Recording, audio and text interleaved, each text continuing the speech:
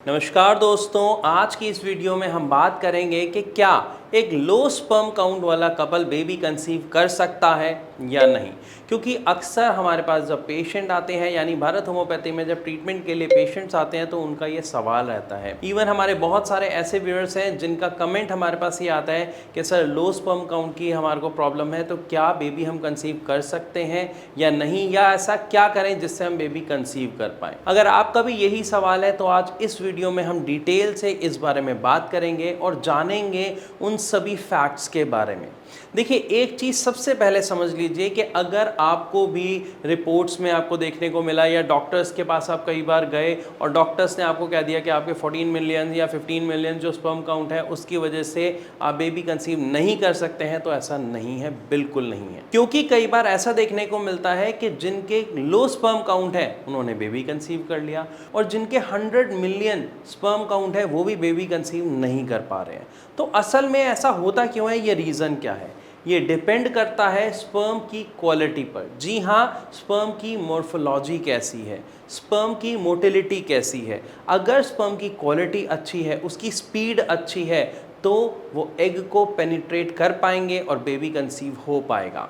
लेकिन अगर क्वालिटी अच्छी नहीं है तो स्पर्म की स्पीड लो होने की वजह से वो एग तक पहुंच नहीं पाता है और पेनिट्रेट नहीं कर पाता है। तो सबसे मेन चीज़ हमें यहाँ पर सीखने को और जानने को क्या मिली कि आपके स्पर्म की क्वालिटी अगर अच्छी है, यानी उसकी मॉर्फोलॉजी, उसकी मोटिलिटी अच्छी है, तो बेबी कंसीव हो सकता है इवन लो स्पर्म काउंट में भी। हाँ, एक बात बहुत स्वाभाविक है कि जितना ज़्यादा स्पर्म काउंट होगा उतना ही बेबी कंसीव करने के जो चांसेस हैं वो ज़्यादा होंगे, और जितना स्पर्म काउंट लो होगा उतने बेबी कंसीव करने के चांसेस लो हो जाएंगे। लेकिन इसके अलावा जो एक सबसे ज़्यादा इंपॉर्टेंट फैक्टर है जो जनरली पेशेंट्स को पता नहीं होता, वो है जब एक पेशेंट को पता चलता है उसकी रिपोर्ट्स में कि उसे लो स्पर्म काउंट की प्रॉब्लम है, तो वो पैनिक हो जाता है, वो टेंशन लेना शुरू कर देता है, और उस टेंशन का बहुत ही नेगेटिव इफेक्ट उसे अपने ऊपर देखने को मिलता है जिसको वो समझ ही नहीं पाता। यानी जब कोई भी एक कपल है तो वो जब वो इंटरकोर्स करते हैं और अगर ऑलरेडी जो पेशेंट है वो पैनिक है, वो टेंशन ले रहा है, तो उनका इंटरकोर्स ठीक से नहीं हो पाता है। इवन कई बार तो मेल्स को इरेक्टाइल डिसफंक्शन की प्रॉब्लम भी देखने को मिलती है। तो जब आपको इस तरीके की प्रॉब्लम्स होंगी तो ऑब्वियस है ठीक से इंटरकोर्स ना होने की वजह से बेबी कंसीव होने का सवाल ही नहीं उठता।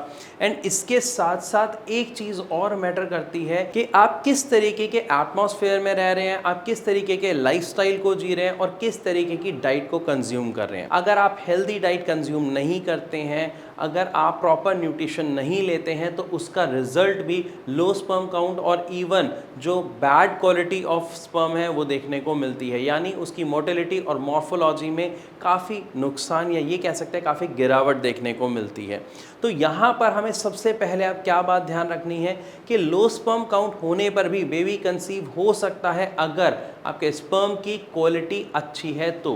क्योंकि बेबी कंसीव करने के लिए हमें जो स्पर्म काउंट की ज़रूरत होती है वो सिंगल स्पर्म काउंट की ज़रूरत होती है, क्योंकि एक स्पर्म जाके जब एग को पेनिट्रेट करता है तो बेबी कंसीव हो जाता है। लेकिन यहाँ पर एक बात समझनी और ज़रूरी है, जिनके स्पर्म काउंट 7 मिलियन है या 8 मिलियन है, उनको एक्चुअली प्रॉब्लम होती है बेबी कंसीव करने में। उनके लिए सच में लो स्पर्म काउंट के साथ बेबी कंसीव करना नेक्स्ट टू इम्पॉसिबल हो जाता है। इसीलिए उनको एक सही ट्रीटमेंट की ज़रूरत होती है। लेकिन इसका मतलब ये बिल्कुल नहीं है कि वो IVF की तरफ जाएं, इसके अलावा कोई और ऑप्शन नहीं है।